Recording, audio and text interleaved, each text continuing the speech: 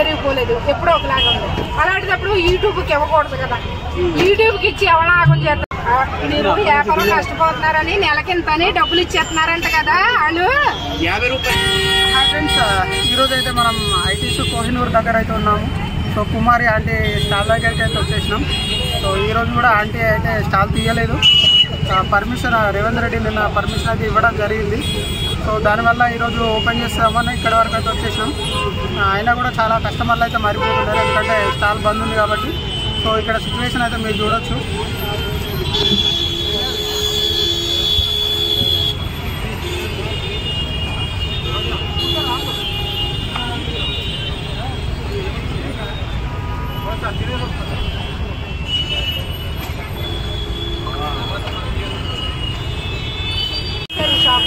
ఒక కాలు తీసేస్తే అందరి పరిస్థితి ఏంటి, ఏమైపోవాలా?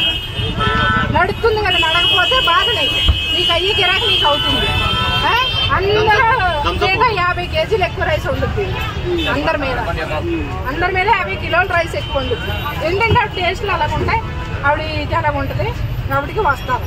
అన్ని క్వాలిటీ పెడితే మంచిగా కడుపు నిండా పెట్టమని అన్నం పెడితే తింటారు, పెడితే కడుపు నిండా తినమని పెడితే వస్తున్నారు కదా. ఇంకెందుకు యూట్యూబ్లోకి ఎక్కి ఎందుకు ఆగం చేయడం మమ్మల్ని? ఇదేపు ఉండిపోరు వాళ్ళు, ఇక్కడ ఉండిపోరు వీళ్ళు దెబ్బలాడుకుంటున్నారు అనేసి బతిమాలి నేను ఊరు వెళ్తే మా ఆయన్ని ఇచ్చేసి షాపులు అట్లా ఉన్న షాపులు ఇటు తెచ్చుకుని వేసుకున్న వాళ్ళు ఇప్పుడు నాకు జరగాలి కదా. ఈ స్వార్థం నువ్వు చూసుకోకూడదు కదా, ఈ స్వార్థం నువ్వు చూసుకోకూడదు కదా.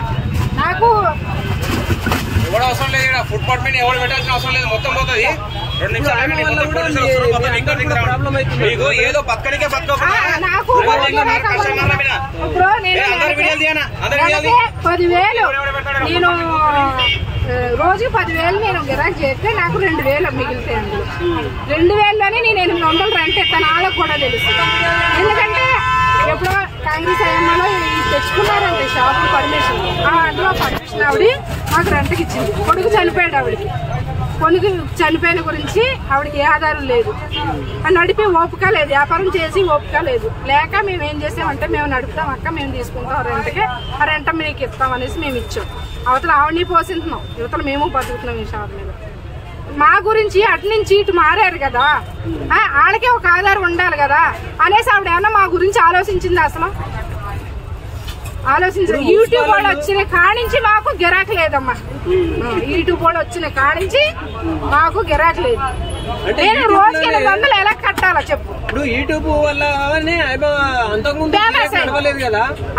నడిచింది, ఆవిడ ఎప్పుడూ నడుస్తుంది, ఎప్పుడూ గిరాకీ ఉంటుంది. ఆవిడ యూట్యూబ్ లో వచ్చినప్పుడే కాదు, ఆవిడ ఎప్పుడూ గిరాకీ ఉంటుంది, ఎప్పుడు నడుస్తుంది, ఎప్పుడు ఆవిడ డైలీ అందరి మీద ఫస్ట్ ఆవిడ వెళ్ళిపోతుంది.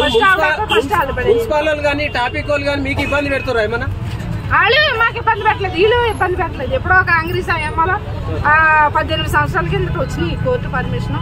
ఏదో అలా పేదవాళ్ళని బతకమని వదిలేశారు, పేదవాళ్ళని బతకమని వదిలేశారు. ఇంత ప్లేస్ ఇచ్చారు, ఈ ప్లేస్ లో ఎందుకు ఇంత హంగామా చెయ్యాలి? ఆవిడ ఇది కోర్టు ద్వారానే మీకు వచ్చింది. మేము ఎవరికి లంచాలు ఇవ్వలేదు, ఎవరికి ఇవ్వలేదు. కాళ్ళు పట్టుకుంటారు బతిమాలి, కోర్టులో కేసు వేసారా? బతిమాలి చేసి తెచ్చుకున్నాయి, వదిలేశారు బతకమని అంతే. ఆ ప్లేస్ కి ఇంత అయ్యమా చెయ్యక్కర్లేదు కదా. ఇప్పుడు నీకు లేకపోతే బాధ కదా, ఉంది కదా, ఉన్నప్పుడు ఎందుకు నువ్వు అంత హంగామా చేయాల్సిన పనే వచ్చింది. మీడియా వల్లనే సక్సెస్ అయింది, మళ్ళీ మీడియా వాళ్ళని కూడా తిరుగుతుందా ఏమో కదా. ఇది అంత హంగామా ఆవిడే కదా రప్పించింది, ఆవిడే కదా రప్పించింది, మీడియా వాళ్ళని రప్పించింది. ఆవిడకి వస్తున్నా, ఆవిడ ఎత్తుందా? నాకు చాలా ఇంతవరకు ఇలా బతుకుతున్నాను చాలానే పంపించారు, నువ్వు అలా పంపించేయాలి. ఇప్పుడు రేవంత్ రెడ్డి ఇంటర్వ్యూలు ఇవ్వాలి అసలు. ఇప్పుడు అయితే అనుకూలంగానే ఉన్నారు కదా సీఎం రేవంత్ రెడ్డి, అనుకూలంగానే ఉన్నారు. అనుకూలంగానే ఉన్నాడు అన్న, ఆవిడకి అనుకూలంగా ఉన్నాడు. మరి నేనేమైపోను, నాకు కూడా ఏదో దారి చూపించాడు కదా. 1 నిమిషం అలాగే లైన్ లో ఉండే, 1 నిమిషం లైన్ లో 1 నిమిషం లైన్ లో ఉన్నాను అన్న, లైన్ లో ఉన్నాను. ఆవిడ మాకు డబ్బులు ఇచ్చిందంటే ఇస్తుందంటే మీరు వ్యాపారం నష్టపోతున్నారని నెలకింతని డబ్బులు ఇచ్చేస్తున్నారంట కదా వాళ్ళు. 50 రూపాయలు ఇచ్చారు అంటున్నారని ఆయన ఇంటికి వచ్చారంట కదా.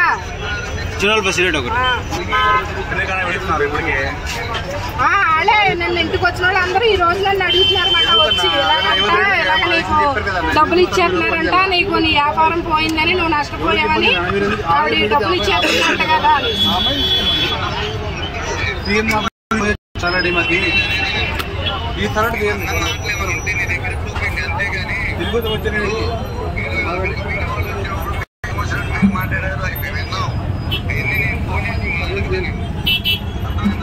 అన్నయ్య